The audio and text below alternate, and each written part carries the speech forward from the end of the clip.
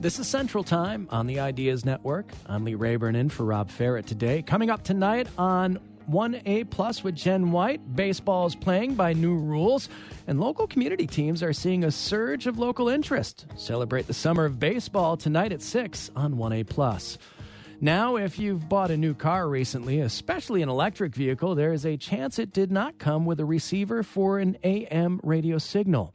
Automakers say the technology is becoming obsolete and that most people listen instead to FM, satellite radio, or online streaming. Some public safety officials have raised concerns about the need for AM radio in vehicles for emergency broadcast situations. A bipartisan group of lawmakers have now introduced a bill called the AM for Every Vehicle Act that would require car manufacturers to keep AM radio in their vehicles at no additional cost to the consumer. During a House committee hearing this morning, Democratic Representative Frank Pallone of New York noted the important role AM radio played in the aftermath of Hurricane Sandy. States as far west as Kentucky suffered power outages that lasted for days. Communications infrastructure was heavily damaged, including 25% of cellular towers across 10 states. Now, some of my constituents went days without power and telephone and internet connections, largely isolated and seeking whatever information they could get. A number of them relied on broadcast AM radio stations to get up-to-the-minute information like where to get water, gas, and groceries. And in some cases, their best source for AM radio was their vehicle. Facing pushback from some lawmakers, Ford recently reversed its plan to remove AM radio from vehicles, but at least 7 other major automakers continue to move forward without AM. So what do you think? 1-800-642-1234. You may be hearing us now on the AM dial in Stevens Point or Madison. Would you miss it if it were gone? When's the last time you've gone across the AM dial to find out what's there? And what did you find? 1-800-642-1234. Could you go without the AM radio? You can also comment on our Ideas Network Facebook page. Our guest, Noah Arceneaux, is a radio historian and a professor at San Diego State University's School of Journalism and Media Studies. Noah, welcome to Central Time. Welcome. It's really good to be here. I would say good afternoon, but when this thing goes online and people listen to it on different time zones, let's just say good whatever time of day it is where you are. Yes. You recently wrote an opinion column for the San Diego Union Tribune about making the case against removing AM radio from cars. Tell us a little bit about your argument. Before I get into that, I just want to, give a little context. I went to a conference for the Radio Preservation Task Force. Yes, there is actually a Radio Preservation Task Force. A lot of people, including people from, other countries as well. This group was started in 2014 by the National Recording Preservation Board in association with the Library of Congress, and it's to encourage study of radio by academics like me, the documentation of radio, where recordings exist, find out so people can share information. And anyway, I came out of that conference. I think I was actually in an Uber or a Lyft coming home from the airport, and I heard this guy on the radio talking about, they're going to get rid of AM radio in cars. And I said, that's a bad idea. So I immediately was enthused and energized by the conference. It's so great to be around like-minded people geeking out about radio for a few days. So I wrote that editorial. And basically, not everything that's new is better than what came before. And I think people of a certain age realize that. Just because something is new doesn't mean it's better. AM radio is incredibly old, at least 100 years old, if not older, depending upon how you define broadcasting. But it works. It's very effective in the time of crisis. The AM signal doesn't sound as good as FM, which is why FM has music, but the signal can actually travel further, especially at night when it's bouncing off the atmosphere. And it's just a great way to bridge long distances, which are especially important in a time of crisis. And I think when these auto manufacturers were making this decision, they assume everyone, if you can afford a car, cars are very expensive. Well, then you must pay $20 a month for Spotify or whatever it costs. And who listens to AM radio anyway? And to me, that's just like perpetuating this digital divide to just assume that everybody of means, everybody who matters, can listen to online radio. Not everyone has a smartphone. Not everyone has Wi-Fi. AM radio is everywhere. I think according to Nielsen, the studies are about 2 years old, maybe a year old, some lag time. Radio is the most consumed form of media in the United States. over 90% of the public hears it on a weekly basis. Tens of millions of people listen to it every week. It's not as sexy as the newest TikTok dance craze, but it's there, and it's the good old reliable radio. So that's my argument in a nutshell, that we shouldn't just get rid of it. Sure. Noah Arceneaux, what do we lose if we lose the AM radio band? I think that there could be a potential disaster where it is difficult, if not impossible, to reach people who need to be reached. There was a train accident in Minot, North Dakota. It's become the poster child of what happens when radio is overly commercialized, overly automated, and not responsive to local communities. There was a train crash. It's probably closer to Wisconsin, a train crash in North Dakota. Some type of poison gas is released, like something out of a movie. The officials want to contact the local radio stations to say, hey, get out of town. There's this poison gas coming. And they couldn't contact anyone because everything was being remote controlled from other places. Like just the DJ stuff was canned, as they say. The music was automated from a computer. And I think if you lose AM, you're going to lose a lot of this sort of local flavor, the hometown touch, these small AM stations, which still exist. And I think it would be a shame if we, got rid of it. It would be a continuing trend in the homogenization and commercialization of mass media, which few of us are in favor of. That's an interesting point. Noah Arceneaux, our guest, radio historian, professor at San Diego State University School of Journalism and Media Studies, and would be interested in knowing from you whether or not you'd miss the AM radio band if it were gone, or if you have a new car without AM radio in it. Is it something that you find you probably can't do without, or can do without? 1-800-642-1234. That's 800-642-1234. Join us up on the Ideas Network Facebook page. Part of the congressional hearing this morning included a statement from the FCC that found that AM stations are more likely than FM stations or other kinds of media outlets to be owned by women or people of color. And what does that say about the disconnect between what some car manufacturers are considering and the reach of what this AM band can do, Noah? I think I didn't actually realize that. I suspected something might be the case, but in many communities, there are groups who do not speak English. There's more than Spanish language radio. I'm studying French language radio in Southern Louisiana. I'm actually in a conference room at LSU right now. And there's, different immigrant communities, different communities from a diaspora. And oftentimes AM is a little bit less expensive. It could be a very small AM station reaching a very, very small local community. And I guarantee anybody who listens to something in their home tongue is going to miss that radio broadcast when it's gone. Because radio broadcasting in your language, if it's not the dominant language of the country, is just incredibly powerful. Obviously, I'm a radio guy, and for me, it's always been finding a faraway classic country station on the AM band. And for some reason, for me, classic country just sounds better with the low fidelity of AM. But I can also... I could see that. Certain music, we probably like similar kind of music, the crackle and hiss and pop of the old vinyl. That's fine with me. I don't mind. Exactly. But also... if I listen to Also going across the AM band, I find languages that I don't understand, but I understand that those are important connections to communities across the country that don't necessarily have English as their primary language. Yeah. I was driving from Northern California, like the Bay Area, down to San Diego, and because of what I study, I'm putting on AM and I'm not picking up things. I'm kind of out in the desert, like above Bakersfield, and the dial's scanning, and then it comes upon a language. I wish I had recorded it, had something to record it. I'm thinking it was Cambodian or something. It was not Chinese. Somehow I could tell this is not Chinese, certainly not Spanish, wasn't French, German. And I guess there must be a small community, hyper small, but enough of them maybe working in a couple of factories or working in a few businesses that they could support a small radio station. And I regret not recording it, but sometimes you just come across these fleeting, interesting moments in life.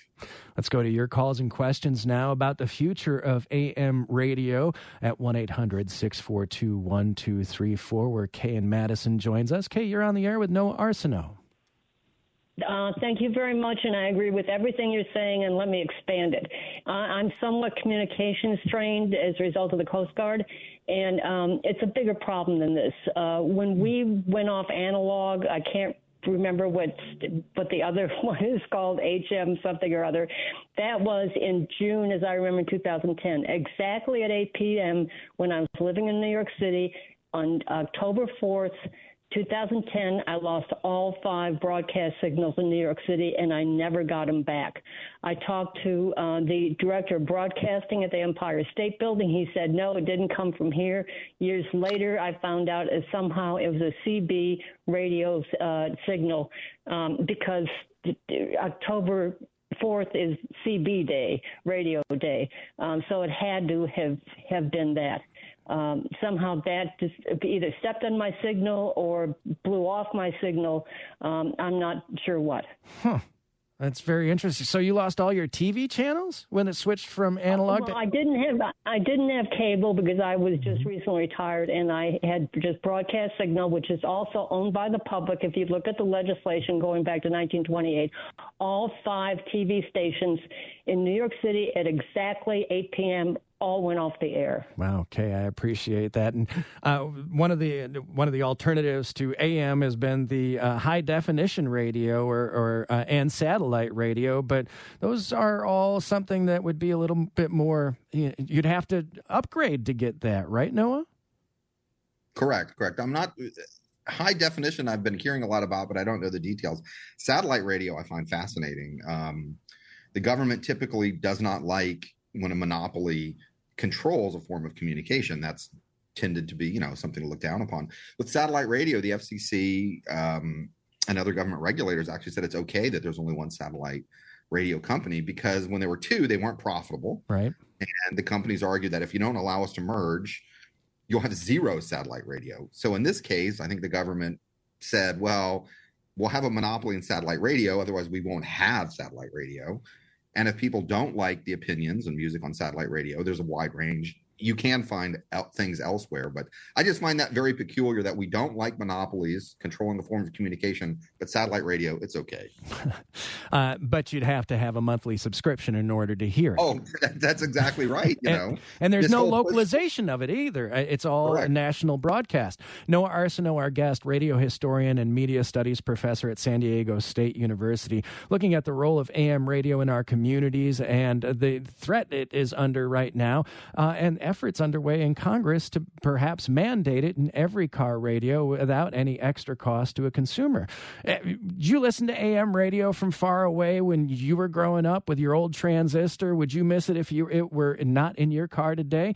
You can join our conversation with Noah at 1-800-642-1234. You can also post your ideas up on the Ideas Network Facebook page. We'll continue our conversation coming up on Central Time. This is Central Time. I'm Lee Rayburn, and we're continuing our talk with Noah Arceneaux. He's a radio historian and media studies professor at San Diego State University. With us today to discuss the role of AM radio, as you may be listening to it right now, and in Stevens Point or in Madison, because automakers are grappling with whether to keep it included in new vehicles. What would you do? 1-800-642-1234. Would you miss it were it gone? Do you have some fond memories of listening to AM radio back in the day or perhaps right now? 800-642-1234. Let's go to Rana in Rice Lake. Rana, you're on the air with Noah Arceneaux. Hi. I'm really excited to tell you this. I don't know why. But when I was a kid growing up, we lived in a rural community. And WLS out of Chicago was the hottest, coolest, best radio station ever. But we could only get it on our AM radio at like 10:30 or 11 at night. So we always had to pretend like we were asleep and then get the radio out and try and find WLS, and we'd listen to it for as long as it would stay with us. So I am an AM radio fan, and I really hope it stays with us. I appreciate the story, Rana. And Noah, it's funny that we talk about the power of localizing broadcasts with AM radio, but also overnights as far as that signal can stretch. We get DXers from around the world who send us a letter to let us know that they heard us at this time and this is what they heard. And they can do that from, just about anywhere on the globe at a certain time of night when the weather's right.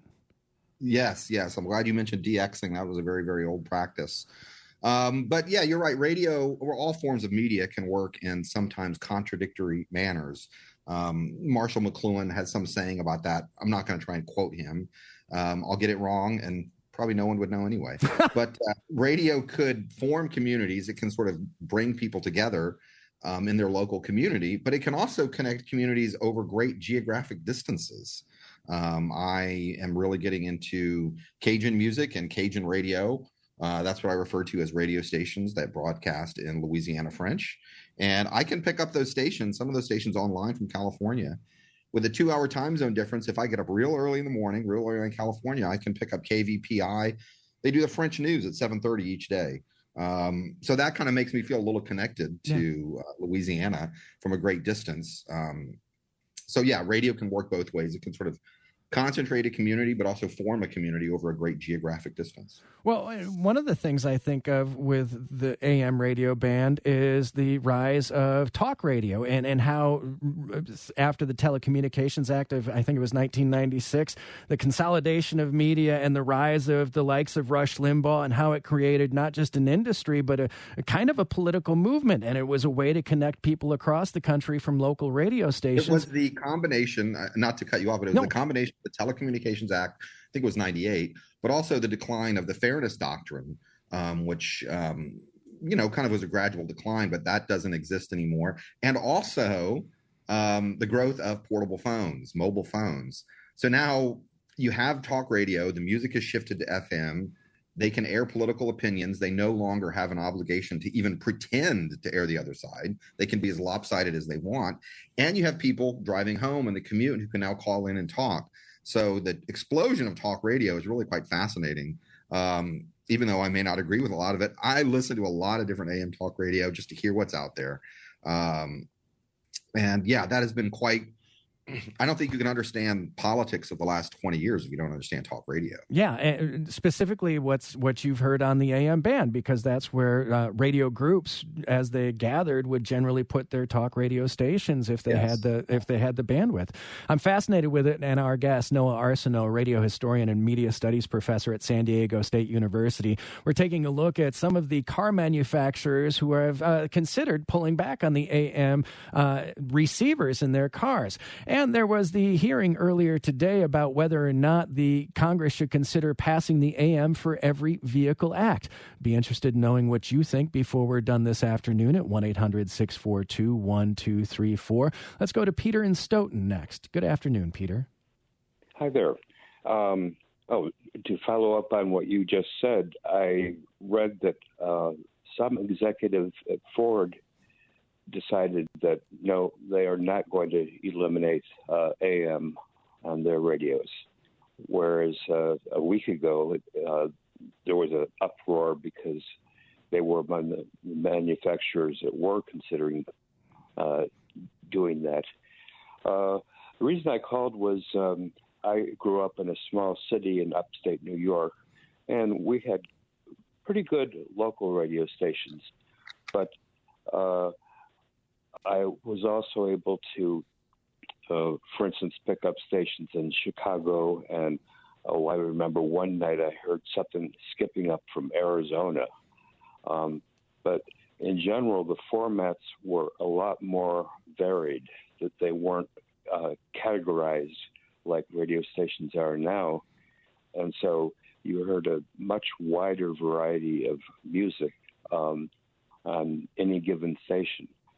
And so I could hear what was going on in Chicago, and I could hear what was going on in Corning, 3 blocks from my home. So, Peter, I appreciate the experience. And yeah, the playlist has become sort of standard across the country, Noah. Oh, absolutely. Yeah, I will admit the format, but you can occasionally find little pockets of cool, interesting stuff. I do have, I know we're coming up to the end here. I do have some thoughts about this mandating radio in every vehicle, though. Yeah. As you would think I'd be 100%, yeah, let's do it. I'm generally in favor of it. But when I heard that, I was like, something in my went, wait a minute. Because it makes me think of what's happened in some other countries in colonial India before the British left. They were bringing radios to the villagers to try and, quote unquote, modernize them, teach them the way they should be living, like good British subjects. they would put a radio in that you couldn't even change the dial, and it was sort of blasting or broadcasting whatever the British wanted. And Russia did the same thing in factories. It was actually wired radio. I don't think the radio worked, so the factory speakers are connected by wire, but it's the same kind of thing. You couldn't change what was on it. So the mandating the form of media just made me think, wait a minute, that's maybe not encouraging more freedom. That could be some weird way of totalitarian control, but that's a Philip K. Dick conspiracy. I'm generally in favor of AM radio. Rather Orwellian of you, Noah. So, yes. But take us into the future as you see it as a radio historian. What do you think it looks like for AM radio, satellite radio? I think we're going to have, I do not think new forms of media replace the previous forms of media. They just make an ever more crowded media landscape. We still have traditional analog television. We have cable television. We have streaming. You can watch video on your phone. We have AM radio, FM radio, HD, satellite, podcasting. Podcasting and streaming, to me, is the newest evolution in radio. So I think we're just going to have more and more, which is great because this means more variety, but it also can be kind of overwhelming when you have so many options. But I think we're just going to see more and more options. We're not going to see fewer options. And from here, Noah, we take you and put you up on our website and make you a podcast, from radio to a podcast at WPR.org. I want to thank you so much for joining us this afternoon, or whatever time it is when people are listening. Yes, thank you. Yeah. Noah Arceneaux is a radio historian and a professor at San Diego State University School of Journalism and Media Studies. He was with us today to discuss the importance of AM radio signals and a bipartisan effort that is underway to keep them as part of new vehicle manufacturing. We'll see how that turns out.